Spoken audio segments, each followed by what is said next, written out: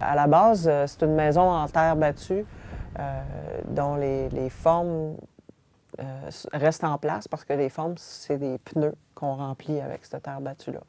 La technique de construction du earthship, c'est vraiment là, remplir des pneus de terre qui font tes murs au lieu d'avoir des formes en ciment, disons.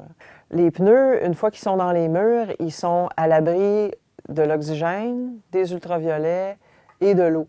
Ce qui fait ils sont en fait inertes. Ils ne peuvent pas brûler, il n'y a pas d'oxygène. Ils ne peuvent pas dégager non plus de composés organiques volatiles parce qu'ils ne se dégradent pas. On a vraiment gardé les frais au minimum en utilisant tout le bois qu'on a récolté sur le terrain, en le faisant scier sur place. Les grosses dépenses, c'était les fenêtres, puis les poutrelles pour le toit. Ça, on a pris du bois d'ingénierie. Fait qu'en tout, là, on a peut-être dépensé en matériaux à peu près 20 000, 25 000 piastres, là, il y a 8 ans à peu près. Il y a le système électrique qui est photovoltaïque, mais qui est tout petit, tout petit. Là. On a 300 watts de panneaux avec des batteries puis un onduleur.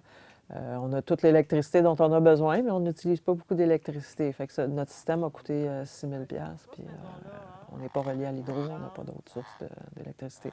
On a une machine à laver, une balayeuse, un grille-pain, des trucs comme ça.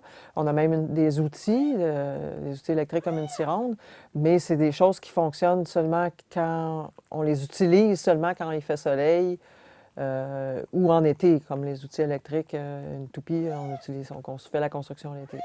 Toutes nos fenêtres sont orientées du côté sud pour avoir le maximum de gain de chauffage solaire passif. Une affaire qui est le fun, c'est que plus il fait froid, plus il fait soleil, d'habitude. Donc, comme on est chauffé au solaire passif, dès qu'il fait soleil, on n'a pas besoin de chauffer du tout. On a des très grandes fenêtres, par contre, donc il faut gérer les pertes de chaleur par les fenêtres. On a des rideaux qu'on ouvre et ferme religieusement.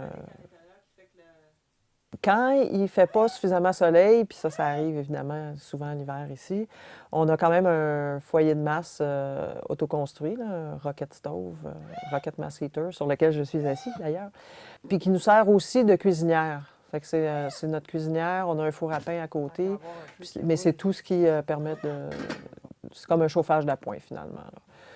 Puis on brûle peut-être 4-5 cordes de bois en tout par année, là, incluant la nourriture. Fait que c'est pas un gros... c'est vraiment un chauffage d'appoint.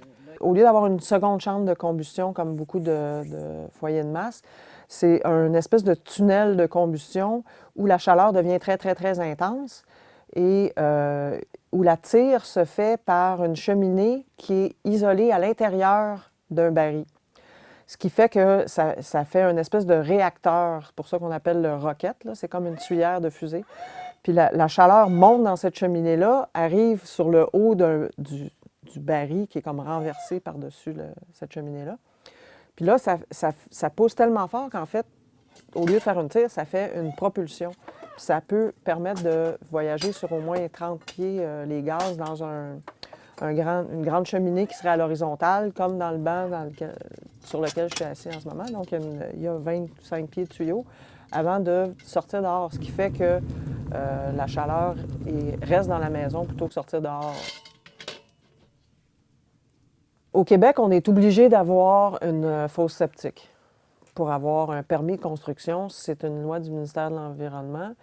Mais on utilise quand même une toilette à compost. Fait que la fosse septique, en fait, elle ne sert pas vraiment. Ça devient vraiment naturel, normal d'aller dehors, même quand il fait froid. J'ai fait des petites couvertes en forme de beigne en laine polaire qu'on met sur le banc, puis c'est parfaitement confortable, c'est génial. En fait, c'est plus confortable que d'aller à l'intérieur en temps normal. Une des caractéristiques des earthship, des maisons de type earthship, c'est que tu profites justement des grandes fenêtres qui sont au sud pour mettre des bacs de plantes. Puis ces bacs de plantes-là, en plus, permettent de recycler ton eau grise. Donc, toutes les eaux de douche, lessiveuse, robinet de la cuisine même, vont directement dans les bacs de plantes. Ça fait seulement depuis l'automne dernier, là, ça fait pas un an encore qu'on a un bac de plantes. Là, j'ai des tomates qui s'en viennent. Là. On avait des petits plants de tomates qui étaient gros comme ça à l'automne, puis là, ils sont rendus 3 pieds de haut, puis sont en fleurs. Il y a de la roquette qui pousse assez bien.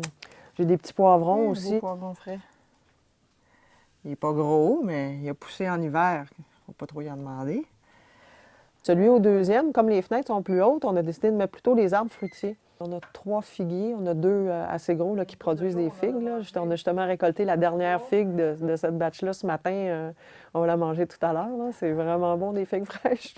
Puis on a un bananier là, qui s'en vient, qui pousse tranquillement. Là. Il est supposé de monter jusqu'à 12 pieds de haut. Là. Je pense qu'il fait à peu près 3 pieds peut-être. Et la beauté de construire ta maison toi-même, c'est que quand il y a un problème, tu sais pourquoi, tu sais qu'est-ce que c'est, puis tu trouves la solution. Tu te mets à rencontrer plein de gens, les gens veulent venir t'aider, tu rencontres plein de monde fantastique, tu te fais plein de nouveaux amis. Tu n'es vraiment pas tout seul dans ton coin. Bon, nous, on se trouve un peu seul parce qu'on n'a pas une communauté autour de ce qu'on aimerait bien avoir. Mais il y a quand même plein de gens qui sont venus nous aider il y a 8 ans, quand on a commencé à construire la maison, qui continuent de venir nous voir, qui sont vraiment devenus des amis. Ils viennent passer leurs vacances ici à nous aider à faire d'autres trucs. Puis ça, c'est vraiment la plus grosse, je dirais, c'est la plus grosse surprise, puis c'est la plus belle surprise qu'on a eue de tout ce projet-là. Quand tu commences dans un processus comme ça, comme je disais, une des plus belles choses qu'on a découvert, c'est qu'il y a d'autres gens qui pensent comme toi puis qui cherchent des solutions. Fait que oui, il y a des problèmes, puis il y a beaucoup de gens qui sentent qu'il y a un problème. Une fois que tu es conscient de ça, mais là, je pense que c'est à chacun de trouver. Il y a beaucoup, beaucoup de ressources, il y a beaucoup de gens qui réfléchissent à ça. Il faut y aller un pas à la fois. Moi, ça a été presque 50 ans de réflexion qui font que aujourd'hui, je suis rendue ici. Mais ça ne s'est pas fait du jour au lendemain. Puis je pense pas que ça se fait comme ça pour personne. Tout ce que je peux dire aux gens, c'est avancez, faites quelque chose. Il faut agir, ça c'est un fait. Juste attendre que quelqu'un d'autre règle le problème pour soi, c'est pas une solution.